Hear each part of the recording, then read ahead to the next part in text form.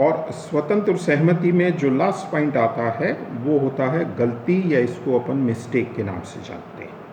देखिए, गलती का बहुत स्पष्ट सीधा सा मतलब है कि कॉन्ट्रैक्ट एक्ट ये कहता है कि अनुबंध करने वाला कौन है, आदमी है, व्यक्ति है, और व्यक्ति से गलती होना जो है ये बहुत स्वाभाविक है।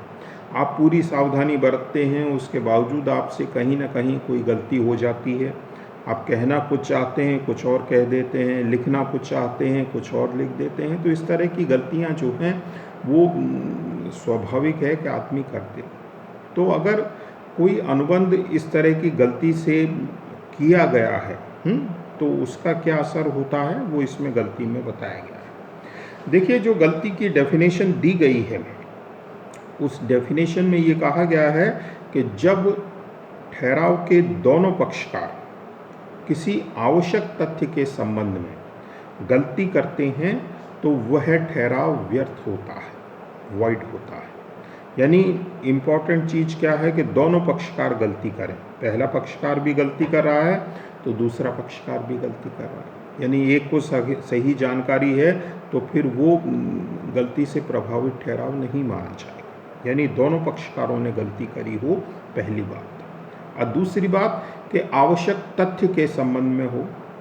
आवश्यक तथ्य से मतलब अपना यही है कि मान लीजिए कोई बहुत छोटी मोटी गलती है या जिसका संपूर्ण अनुबंध पर बहुत सीमित कम असर प्रभाव पड़ रहा है, तो उसको हम गलती में शामिल नहीं करेंगे। यानी गलती ऐसी है जो पूरे अनुबंध पर बहुत व्यापक बड़ा प्रभाव डाल रही है, महत्वपूर्ण प्रभाव डाल रही है, तो ही वह ठहराव जो है वो गलती से प्रभावित माना जाता है।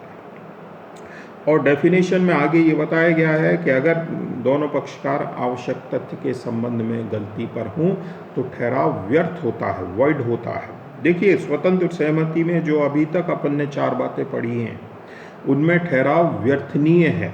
उत्पीड़न, अनुचित प्रभाव, कपट और मिथ्या वर्णन, ठहराव व्यर्थनीय, वॉइडेबल। लेकिन केवल गलती ऐसा पॉइंट है जिसमें ठहराव वॉइडेबल नहीं है बल्कि वॉइड है, व्यर्थ है। तो ये खास तौर से ध्यान रखने वाली बात है।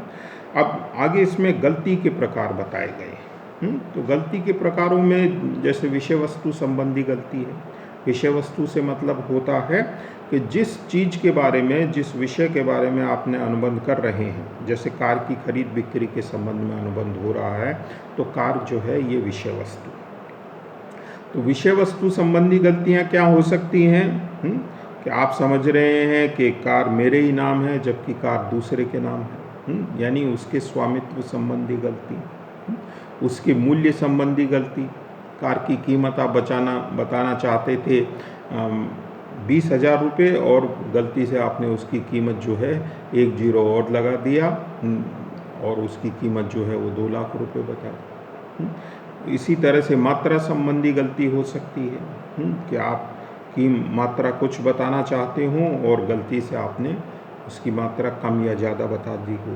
पहचान संबंधी गलती, यानी विषय वस्तु को पहचानने में आपने कोई गलती कर दी हो। इसी तरह से विषय वस्तु के अस्तित्व संबंधी गलती, कि वो वस्तु अस्तित्व में है या नहीं है। आप उसका सौदा तो कर रहे हैं लेकिन वो अस्तित्व में ही नहीं है, मर चुकी है या नष्ट हो चुकी है या चोरी हो चुकी है, आपको उसकी जानकारी ही नहीं है और ख़रीदने वाले को भी जानकारी नहीं है। आपने ठहराव कर लिया, बाद में असलियत सामने आती है। तो ये तो कुछ हुई विषय वस्तु संबंधी गलतियाँ। दूसरी कुछ गलतियाँ होती हैं विधि संबंधी या कानून संबंधी। देखिए, कानून संबंधी या विधि संबंधी गलतियां जो हैं इनको हम प्रमुख रूप से 2 भागों में बांट सकते हैं। एक तो स्वदेशी कानून संबंधी गलतियां।